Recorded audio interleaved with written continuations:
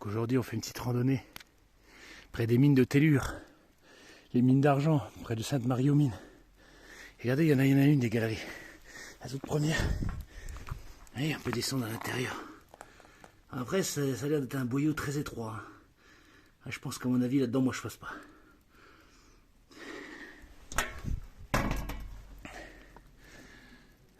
Il y en a plein, on va essayer d'en trouver le plus possible. Du moins ceux qui sont référencés sur la carte. Journée très brumeuse aujourd'hui. Ils annoncent de la neige en fin d'après-midi, j'espère. Ce sera peut-être plus beau. Mais bon, c'est un côté mystérieux aussi, la brume. C'est bien aussi. Voilà, donc quand vous voyez ce petit panneau, vous voyez avec la chauve-souris et les deux marteaux, ça veut dire qu'on suit le circuit des mines. On va voir un petit peu toutes les mines. On va voir la première qui est là-bas. Alors celle-là, elle est accessible assez facilement de la route. C'est ce qu'on appelle une galerie d'eau d'exor. C'est fait pour que les eaux qui sont dans les mines s'évacuent. Alors cette galerie, elle s'appelle la galerie du Tiefstollen, si je prononce bien. Donc elle a été creusée au XVIe siècle. Elle a été agrandie au XIXe et équipée de rails. Alors on va aller voir les rails. Alors elle fait quand même 1500 mètres de long. Donc on peut s'enfoncer à l'intérieur, enfin pas trop loin quand même.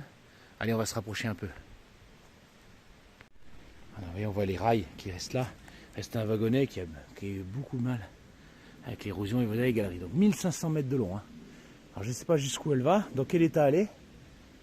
Bon après je ne me suis jamais enfoncé à l'intérieur, mais là par contre il me faudrait des bottes de pluie, parce que vous voyez, il y a plein d'eau. Toute la galerie est inondée. Bon, ce qui est normal, parce que c'était sa fonction d'évacuer les eaux. Donc le fait que l'eau sorte par là, c'est un peu normal. Je pense que l'eau est claire, ça doit avoir des beaux tritons là-dedans. Un jour je mettrai des cuissards et puis j'essaierai de m'enfoncer un peu à l'intérieur. Pas trop loin quand même.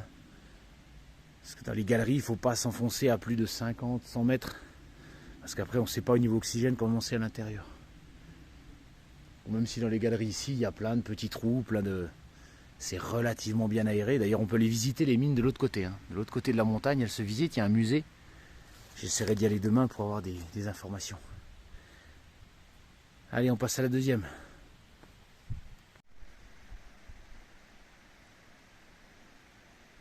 Alors, on a un panneau qui nous explique un peu comment ça fonctionne.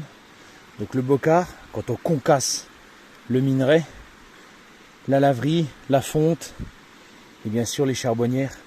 Alors il y a deux présences vraiment ici dans les mines, c'est l'eau. Il y a vraiment besoin de beaucoup d'eau. Et surtout regardez toutes les forêts qu'on voit là, à l'époque elles n'existaient absolument pas. Parce qu'il y avait besoin de beaucoup de bois. Donc toutes les forêts étaient rasées, c'était un paysage vraiment complètement lunaire, complètement dénudé. Et on appelait ça le Rauental, donc le val fumant, parce qu'on voyait la fumée des charbonnières qui s'échappaient pour faire fondre le minerai. Donc là, si on était venu ici au XVIe siècle, ça n'aurait pas du tout été la belle forêt qu'on a maintenant. Et d'ailleurs, les eaux ont gardé encore la trace de pollution au plomb, aux mines, je recommence. Au plomb, au cuivre, au zinc, à tous les éléments. Donc les ronces, les orties, ça pousse très bien. Mais les myrtilles, par exemple, ça ne pousse pas. Parce que justement, la pollution des sols fait qu'il y a certaines espèces qui sont très sensibles et d'autres non. J'irai voir le musée demain, je pense qu'il y a plein de choses à savoir.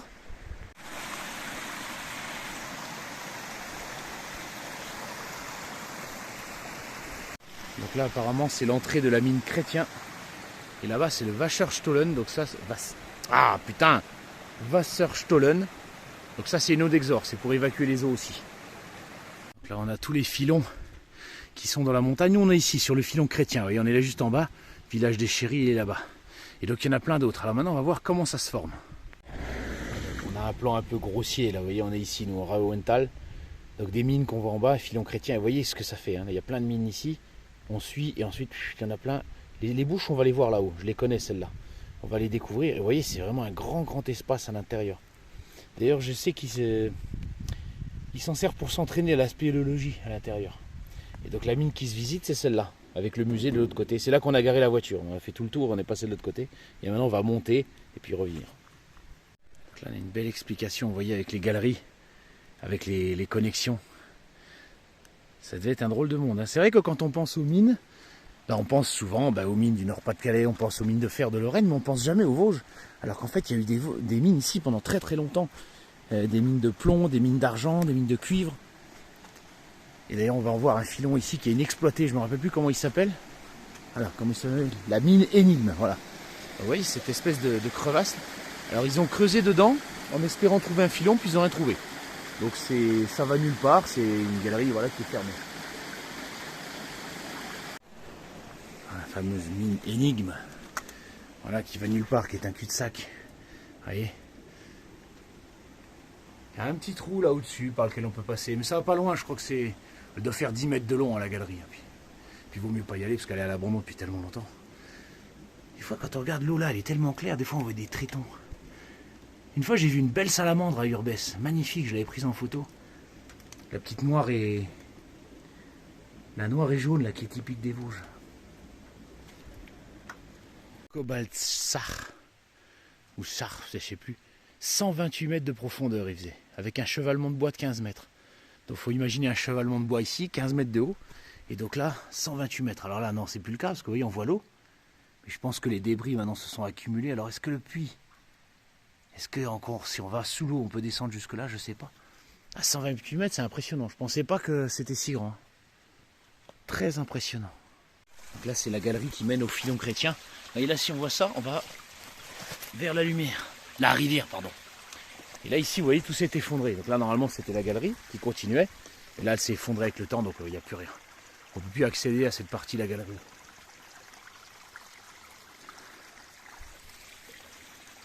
On parle de la faune et de la flore. C'est pas mal, ça, c'est quand même un petit jeu. On peut le tourner. C'est bien pour les gamins, ça. Donc ça, c'est la salamandre tachetée, hein, dont je parlais tout à l'heure. Vous avez aussi des grosses araignées qui font jusqu'à 8 cm, qui peuvent vivre jusqu'à 3 ans, je crois. Si ma mémoire est bonne. Bon, totalement inoffensive. Hein. Puis vous avez aussi les chauves-souris aussi. Vous avez tout un écosystème à l'intérieur des galeries qui s'est adapté. Et la salamandre, d'ailleurs, c'était l'animal fétiche de François Ier. Je l'ai appris il n'y a pas longtemps. Et là, vous avez la mine Istres. Donc pareil, c'est une galerie stérile. Hein. Donc ils ont cherché à trouver quelque chose, mais ils n'ont rien trouvé. La galerie fait une trentaine de mètres de long. Et mine de rien, c'est 1 an de travail. Parce que c'est vrai qu'à l'époque, les ouvriers, ils travaillaient avec une petite pointerole, une sorte de petite pointe en fer comme ça, et un petit marteau. Et ils avançaient comme ça, et puis la pierre est quand même relativement dure. Alors le gneiss n'est pas aussi dur que le granit, mais quand même. Donc ils avançaient très très lentement, et c'était un travail vraiment extrêmement difficile. Et pas toujours récompensé, bien entendu. Parce que les mineurs étaient payés au poids. C'est-à-dire qu'ils ramenaient chacun leur minerai. S'ils avaient trouvé quelque chose, bah, c'est bien. S'ils trouvaient rien, bah, ils n'avaient rien. Donc des fois, ils travaillaient dans le vide pendant un certain temps, en espérant trouver quelque chose. Et puis des fois, rien du tout. Mais par contre, on peut avoir un jackpot. En général, les mines d'argent ici et de cuivre, le taux d'argent, c'est entre 0,8% et 8%. Alors 8%, c'est déjà pas mal. Hein. Mais il y a eu des blocs qui ont fait la réputation du Val d'Argent, des blocs purs, dont un bloc d'argent pur qui faisait plus de 500 kg. Alors je crois que c'était 538 si ma mémoire est bonne, à vérifier, mais plus de 500 kg, donc un bloc d'argent de 500 kg. Et c'est ce qui a fait vraiment la réputation du Val d'Argent. Mais ça reste assez rare. Hein. En général, le minerai il est toujours dilué dans la roche, il faut le casser, il faut le fondre, c'est toujours un processus compliqué. C'est très rare de l'avoir pur, mais ça peut arriver. Alors vous voyez cette accumulation de cailloux, elle n'est pas naturelle. C'est la halde de la mine, c'est-à-dire que tous les rochers qui servaient à rien, tous ceux qui étaient impurs et tout, on en faisait une espèce de gros tas, un gros déblai. Et ensuite on les a abandonnés là. Et bien sûr avec le temps, vu que les mines ont fermé il y a plus d'1 siècle, même plus, ben maintenant la végétation a pris ses droits. Et c'est vrai que vous passez à côté, jamais vous vous dites ça c'est un déblai de mine. Quoi. Vous pensez que c'est une petite colline ordinaire, non pas du tout. Pas du tout, c'est artificiel, c'est fait par l'homme. Regardez en étant attentif ce qu'on peut trouver. Un joli quartz. Il est bien blanc celui-là, hein. Comme un bout de rocher qui est attaché. Ça c'est du bois, et le bois qui s'est incrusté à l'intérieur. Bon, ça n'a pas une grande valeur marchande le quartz, mais celui-là il est beau. Hein. Bien transparent et tout. Et je le garde, ce sera mon souvenir. Donc là, on est sur le carreau de la mine. C'est par là que les petits trains sortaient, les wagonnets. Chargé de minerais, donc c'était l'accès principal. Alors il n'en reste absolument plus rien, hein. Regardez, c'est en miettes, j'étais déjà venu. Il y a une porte qui a été complètement obstruée par les déblais. Regardez, même des saloperies là. Pour venir jeter des déchets jusqu'ici, il faut vraiment être motivé. Vous voyez la porte, on peut même plus y accéder.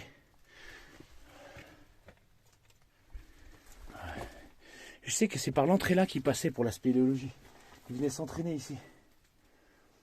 C'était le secours français qui venait ici et puis ils s'entraînaient, voilà, à secourir des gens en milieu souterrain, donc c'était bien pratique, mais à mon avis, ça fait longtemps que plus personne n'est rentré là-dedans.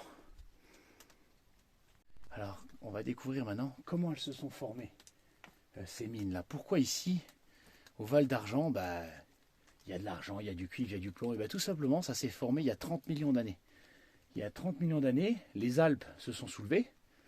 Et donc forcément, au-dessus, ici, on était sur un plateau hercynien, d'une très vieille chaîne de montagnes qui a disparu il y a 300 millions d'années, dont il reste encore quelque chose, par endroits, notamment les monts Oural en Russie, il y en a plein d'autres ailleurs.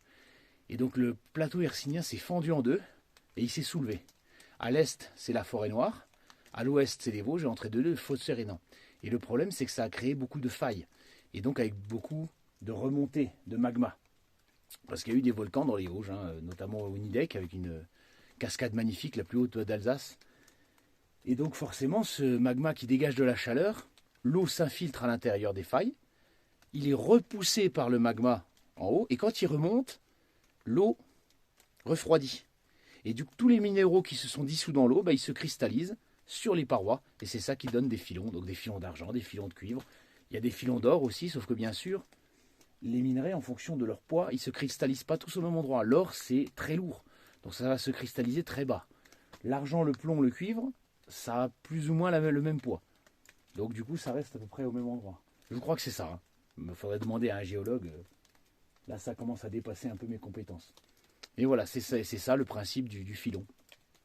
Alors le filon, à la base, il est vertical, toujours comme ça. Mais parfois, avec le temps, la Terre, elle bouge. Donc le filon, il peut se retrouver comme ça. Voilà, au fur et à mesure que la tectonique évolue. Parce que 30 millions d'années, c'est quand même pas... C'est pas hier. Allez, on va poursuivre. Voilà, donc la mine. Le carreau était là, c'est là où on était. Et là, on est sur un puits. Ce qu'on appelle un puits d'aérage. Parce que l'ennemi dans les mines, alors bien sûr, c'est les risques d'effondrement, c'est l'inondation si on ne pompe pas l'eau, mais c'est surtout le manque d'oxygène. C'est le pire ennemi du mineur. Parce que le CO2 est un gaz lourd. Donc si on est dans une mine en profondeur qui n'est pas aérée, on finit rapidement en hypoxie. Et l'hypoxie, c'est traître. Donc l'ennemi du mineur, c'est aussi le manque d'oxygène. Donc ils font faire des puits d'aération régulièrement, un peu partout sur la montagne, de façon à ce que la mine soit aérée en bas et à ce que le CO2 ne s'accumule pas. Voilà, on est sur une galerie qui s'appelle la galerie des Trois Sapins. Alors pareil, c'est une galerie d'exploration qui n'a rien donné. Des fois, ils suivent un filon. Ça suit sur quelques mètres. Alors, on ne peut pas y aller, parce que vous voyez, derrière la butte là, c'est que de la flotte. Et là, la galerie étant très petite, il faut ramper dans la flotte. Alors non, merci. Là, il faudrait une combinaison pour pouvoir faire tout ça. Bon, de toute façon, elle mène nulle part. Mais elle est belle parce qu'elle a encore son chevalement de bois. Elle est en relativement bon état. Ah, joli petit toit d'araignée, ça c'est beau ça. Je vais prendre ça en photo. Et là on arrive à la mine Saint-Laurens, qui est la partie sommitale du filon chrétien. Oh, et on sent la chaleur qui vient d'en bas. Ah oui, on sent le chaud. Je ne saurais pas vous dire pourquoi, mais on sent. On voit un peu de vapeur là. C'est léger, ouais, on sent qu'il fait très très chaud à l'intérieur. Je ne saurais pas vous expliquer pourquoi. Peut-être la chaleur de la terre qui est piégée, qui remonte. Ah, si on voit une léger brume avec la vidéo, mais si vous êtes attentif, regardez, vous voyez la brume. Là, on la voit. On sent une chaleur qui sort de l'intérieur. C'est très impressionnant. Alors celle-là, c'est pas une galerie qui vient nulle part. Celle-là, elle est reliée au filon chrétien et elle descend jusqu'en bas. Et c'est la plus haute. Après, il y a une autre galerie un peu au-dessus, là, mais qui est indépendante. La plus haute du filon chrétien, c'est la chaleur qu'il fait à l'intérieur, c'est impressionnant. Bon, après, quand je dis la chaleur, il ne fait pas 30 degrés non plus, mais je pense qu'il doit bien faire un bon 15 degrés à l'intérieur, je pense. Et comme à l'extérieur, là, il fait 3 ou 4, on sent vraiment la différence.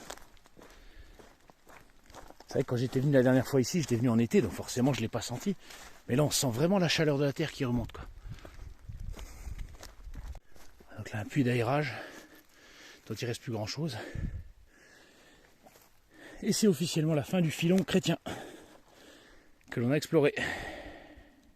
Donc là on va quitter le filon chrétien, donc nous on se trouve ici, on a fait la dernière galerie qui était là. Et on va se diriger vers le filon de zinc, alors celui-là on ne peut pas le voir, vous voyez. Et c'est là, il y a encore des points d'accès. Filon Saint-Louis, c'est là qu'on va maintenant. Là on est sur le début du filon de Saint-Louis. Allez, on est ici, et vous voyez toutes les caves qu'il y a à l'intérieur. On va s'en approcher un peu, mais je pense qu'il n'y a plus rien, c'est comblé. Et allez, en fait le trou il était là, ça descendait vraiment en vertical. Bon, il ne reste plus rien. Là c'est la mine Notre-Dame dont il reste absolument plus rien. Donc c'est en 1549 qu'ils ont découvert ici une colonne minéralisée. Donc c'est d'une roche qui ne devrait pas être là. Et donc ils ont soupçonné un filon. Ils ont commencé à creuser et puis effectivement ils ont trouvé le filon vertical qui s'étend ensuite vers le sud et qui est vers le bas. Qu'est-ce que je raconte? Et qui est absolument magnifique. Très très riche et qui a fait la richesse de la vallée. Donc ça c'est le puits d'aérage. Ah, il reste vraiment plus rien ici. J'espère que j'aurai des trucs un peu plus beaux après.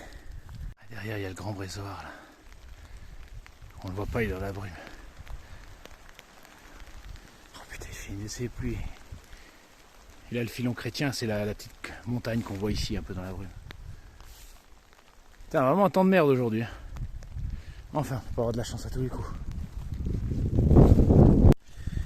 Là c'est le puits du Langerschach. On sent la chaleur qui monte de la terre, c'est profond. Hein. Oh la vache. Ouais, on voit rien. Ouais, il est très très profond ce puits là. Il y a une explication. Putain, faut pas que je me casse la figure ici, c'est abrupt. Alors, vous voyez, on est ici. Vous voyez le petit puits qu'on voit là. Regardez l'immense cave sur laquelle il débouche. Tu m'étonnes que c'est profond. C'est gigantesque à l'intérieur. Bon là, matériel de spéléologie. Hein. Hors de question que je descende là-dedans.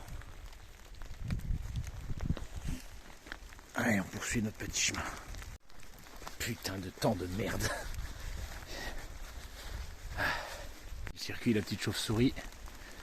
Bon, c'est très bien balisé, hein, franchement. Bon, c'est du sport quand même, mais on peut pas se perdre.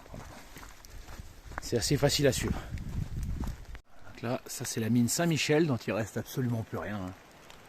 Regardez quand même la photo à l'intérieur, les spéléologues. Plus de 100 mètres quand même, hein, en 1557. Très impressionnant.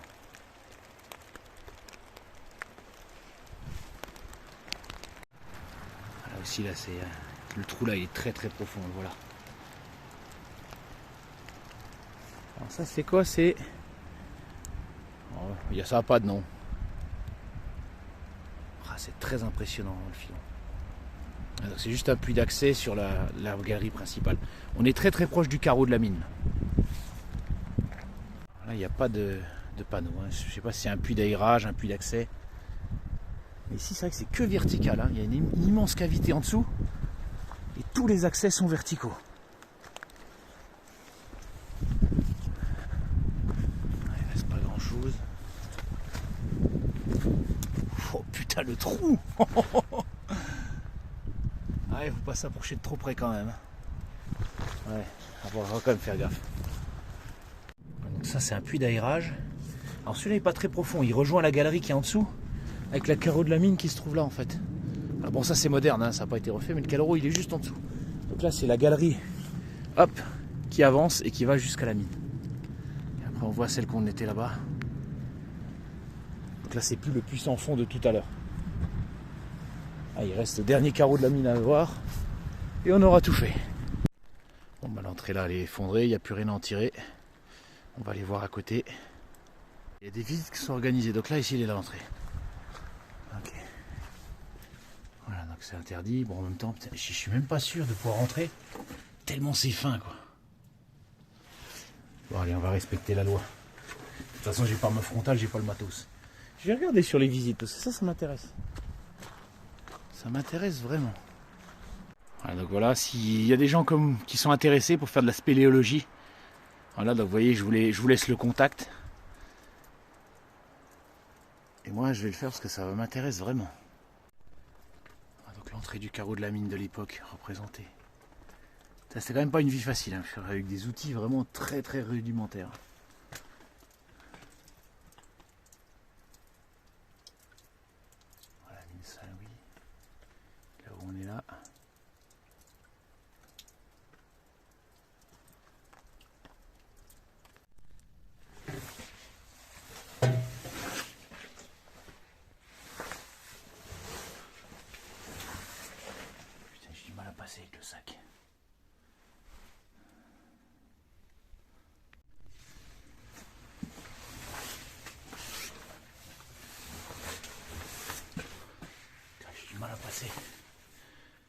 tout petit.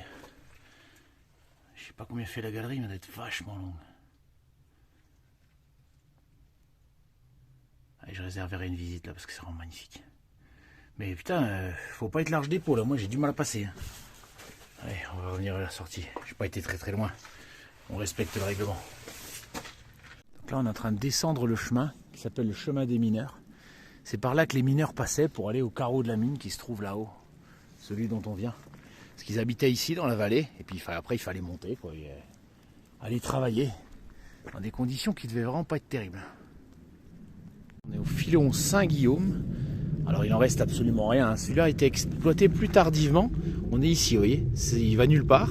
Mais ils ont installé apparemment un sismomètre ici à l'intérieur de la montagne et qui aurait détecté un séisme en Alaska le 29 juillet 2001. Alors ne me demandez pas comment ils ont fait ça. Ils ont sans doute mis quelque chose de très sensible.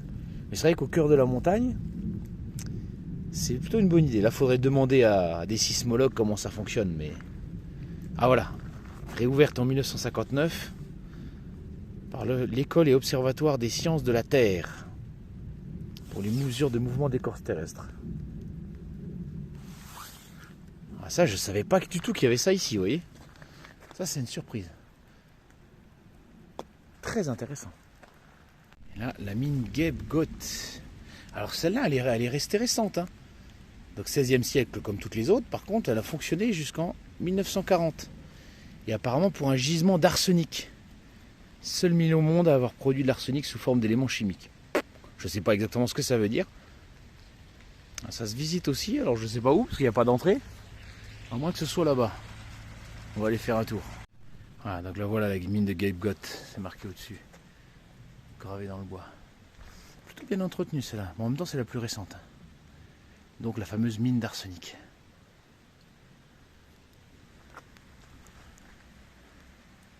Ça c'est la deuxième entrée.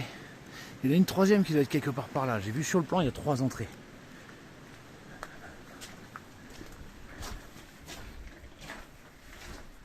Oh là, je sens la chaleur à l'intérieur. Le grillage est ouvert, ils l'ont pas fermé, tiens.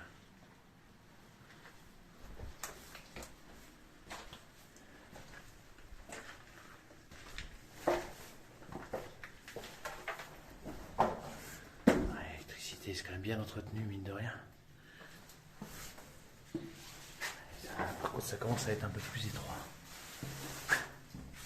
Putain, faut que j'arrête de faire de la muscu, je passe plus nulle part.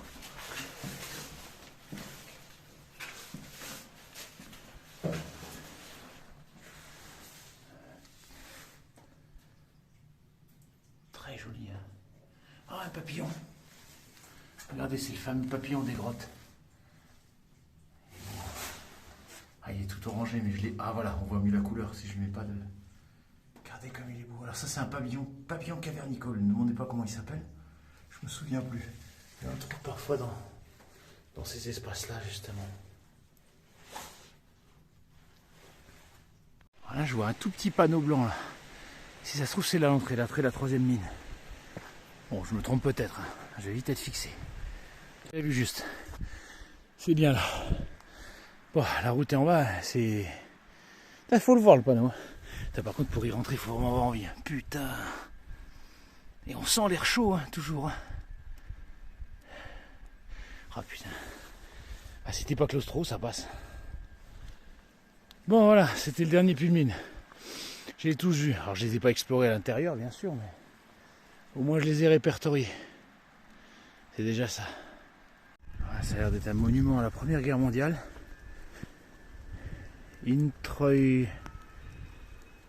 Introifest 1914-1915. Landsturm, j'arrive pas à lire ensuite. Rosenheim. Je regarde sur internet ce que ça peut être. C'est vrai qu'il y a eu beaucoup de batailles dans les Vosges, hein. Énormément. C'est vrai qu'ici je savais pas. Et là c'est marqué 1916. J'arrive pas à lire le reste. Augsbourg. Et en haut ça a l'air d'être une abréviation. Peut-être le nom d'un régiment, je sais pas. Mystère. La brume est tombée sur la forêt. Ça donne un côté mystique. Ah bah celle-là j'ai eu du mal à la trouver, hein. Punaise. C'est vraiment il est nulle part. Donc voici la dernière mine que j'ai vue. Donc... Hop, merde, j'ai tout pété. Bon sang avant qui vient. J'ai tout pété. D'accord. Alors sang. Bon, je vais refermer ça. Bon, je l'ai trouvé, je suis content. Et voilà, on est arrivé. Et demain, on ira visiter la mine qui se trouve là-bas, ça a l'air sympa. Bon, c'est fermé le lundi, hein, c'est pour ça que je suis tout seul. Et on va rentrer. Putain, il a plu toute la journée, il pleut encore. Putain, ras le cul. J'espère que le temps sera meilleur demain. Ah, allez, je me casse, putain. Ah, allez, au chaud.